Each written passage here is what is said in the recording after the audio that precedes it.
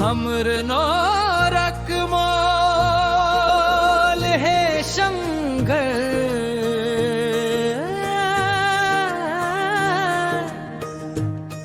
अहाँ एक दिन चुकाए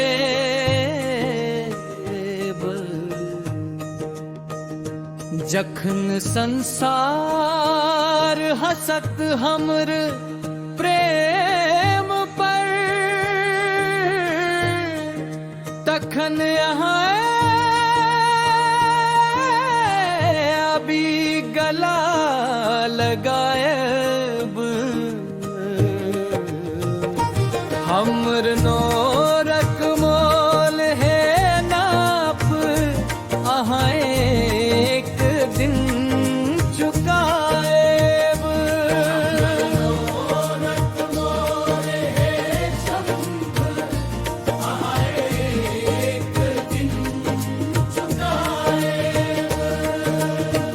जन्म जन्म तपस्या कयलहूँ अहाँ लेल, सब कष्ट सहलहूँ।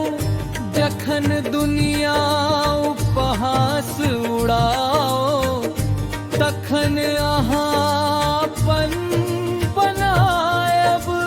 हमर नौरक मोल है शंभु, अहाँ एक दिन चुकाएब।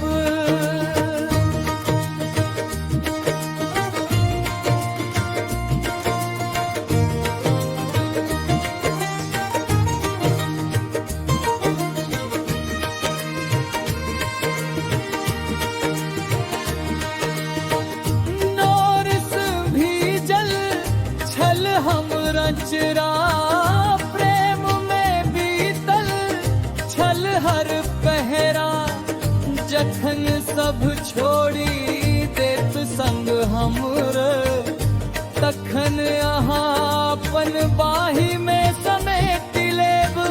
हमर नौरक मोल है बहादेव, अहाँ एक दिन चुकाएब।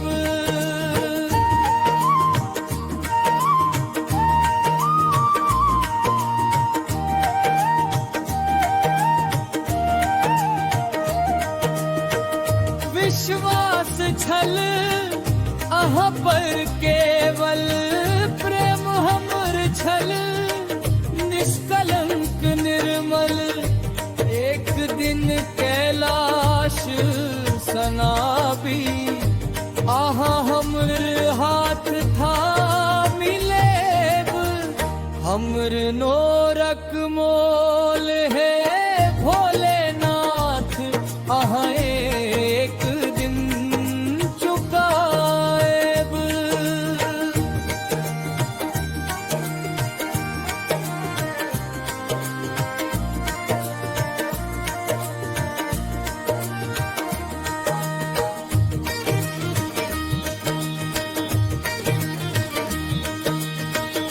हमर नौरक मोल है शंभु, अहाँ लेल सब कष्ट सहलहूँ।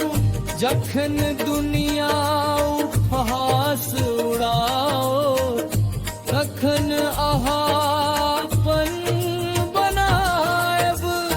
पार्वतीक प्रेमक जीत भजाएत, शिव पार्वती फेर देत भजाएब।